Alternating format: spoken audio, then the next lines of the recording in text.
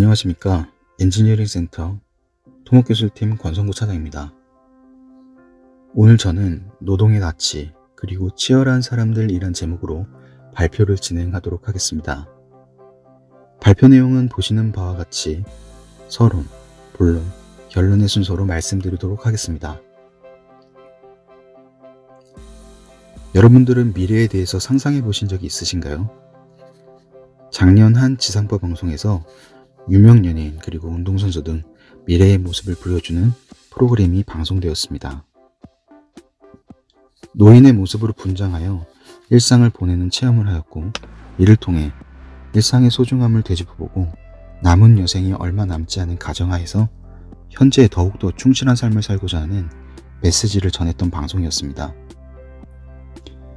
그 당시 저도 방송을 보고 잠시나마 저의 미래의 모습을 상상해 보았던 기억이 납니다. 여러분은 어떠신가요? 30년 뒤 모습이 어떨까 상상해 보신 적이 있으신가요? 상상 속의 여러분은 만족스러운 노년을 보내고 계신가요? 노년의 일상 속에서 지난 직장 생활을 회고하였을 때 어떠한 모습으로 남아있으면 좋겠습니까? 직장 생활을 떠올렸을 때 100% 만족감 또는 아무런 미련도 후회도 없이 웃을 수만은 없을 것입니다. 다만 인상이 찌푸려지는 모습은 아니었으면 좋을 것 같습니다. 사람을 만나면 보통 먼저 인사를 하고 그 뒤 가장 흔하게 하는 질문은 보통 이럴 것입니다. 무슨 일을 하시나요? 직업은 자기 자신을 소개해 줄 수 있는 가장 대표적인 단어일 것입니다. 그 사람의 전공, 생활 방식, 성향, 가치관 등 삶의 일부분까지 유추할 수 있을 만큼 가장 강력한 단어이죠. 이는 현재 직업을 위해 많은 시간을 투자하며 교육을 받았고 여러 준비를 하여 취직을 하였으며 이후 하루의 대부분의 시간을 직장에서 보내고 있기 때문일 것입니다. 앞의 질문에 대한 저의 대답은 다음과 같습니다. 저는 13년차 설계 엔지니어입니다. 직업에 대한 대답을 하였으면 그 다음 고민은 이것일 것입니다. 왜 일을 하시나요? 저 역시 이런 질문을 받으면 순간적으로 고민을 할 것 같습니다. 보통 직장을 구하고 이를 통해 이루고자 하는 바는 개인에 따라 다르겠지만 대부분 다음과 같은 이유에서일 것입니다.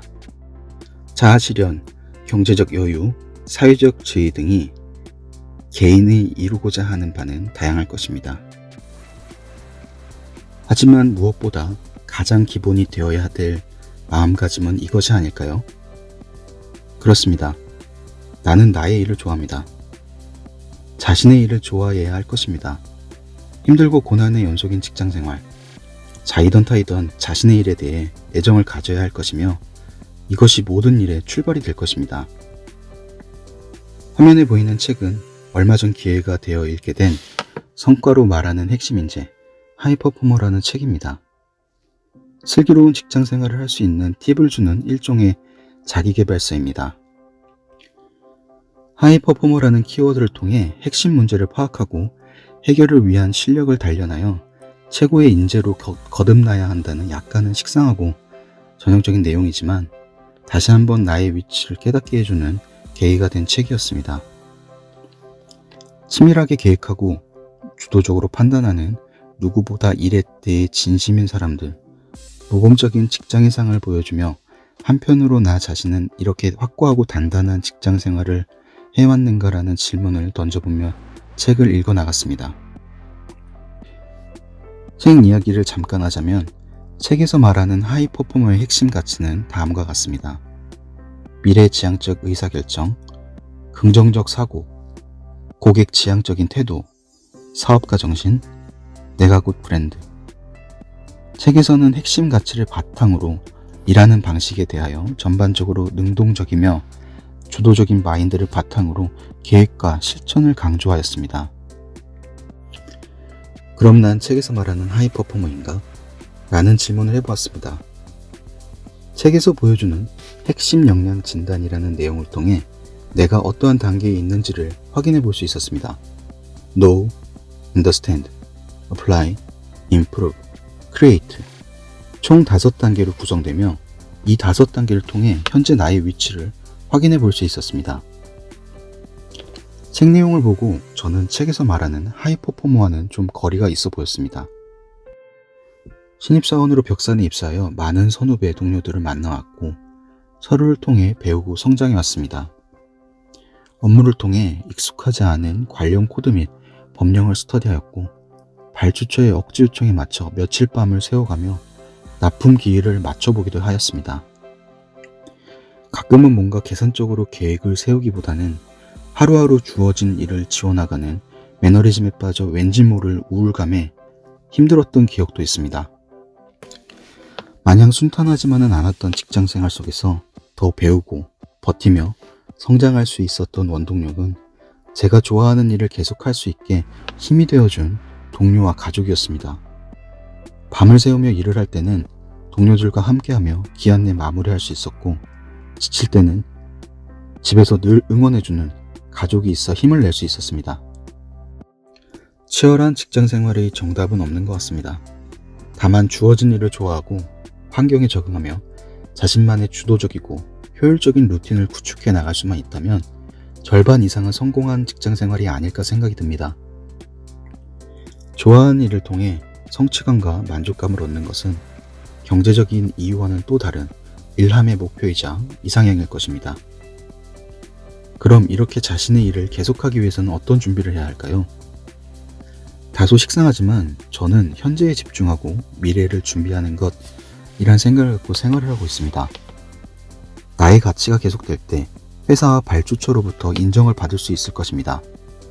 멈춰있는 지식은 곧 한계를 드러낼 것이고 자기 개발에 게을리하면 도태되는 것은 시간 문제일 것입니다. 한 여론조사에서 치열한 직장생활, 불안함과 두려움이 있는가? 라는 질문에 응답자의 70%가 그렇다라고 대답을 하였다고 합니다. 이는 개인적인 직장생활의 어려움을 토로하는 것이라기보다는 코로나 등 사회적인 어려움이 가중된 불안감이라는 생각이 들었습니다. 여러분은 혹시 벼락거지라는 말을 들어보셨나요? 현재 부동산, 비트코인 등 사회적 불안감이 가중되고 있는 가운데 생긴 참 씁쓸한 유행어입니다. 가만히 일을 하다 보니 벼락거지가 되었다. 일을 해서 뭐하나? 투자만 잘하면 10년, 20년 월급 모은 것만큼 벌 수 있다. 이런 말들을 요즘 들어 주변에서 심심치 않게 듣는 것 같습니다. 노동의 가치가 경시되는 모습이 당연한 것으로 비춰지는 이러한 세태가 참으로 안타깝습니다. 직업, 그리고 노동은 누군가의 꿈을 이루는 어찌 보면 삶의 행복으로 가는 첫걸음이었습니다. 성공하기 위해서는 트렌드에 민감하게 반응하고 시대의 흐름을 잘 읽어야 한다고들 합니다. 하지만 우울감과 박탈감, 자괴감을 조장하는 현재의 비정상적인 트렌드는 과연 꼭 쫓아야 함이 옳은 것일까요? 때로는 트렌드에 흔들리지 않는 중심을 잡을 수 있는 가치관을 갖는 것도 필요하다고 생각합니다. 그 중심에는 나의 그리고 여러분들의 소중한 직업이 있습니다. 여러분의 일을 과소평가하지 않으셨으면 좋겠습니다. 그간 삶의 발자취이자 노력의 증거이며 충분히 가치 있고 소중한 일을 하고 계십니다. 앞으로의 직장생활도 건승하시길 기원하고 응원하겠습니다. 이상 발표를 마치겠습니다. 경청해 주셔서 감사합니다.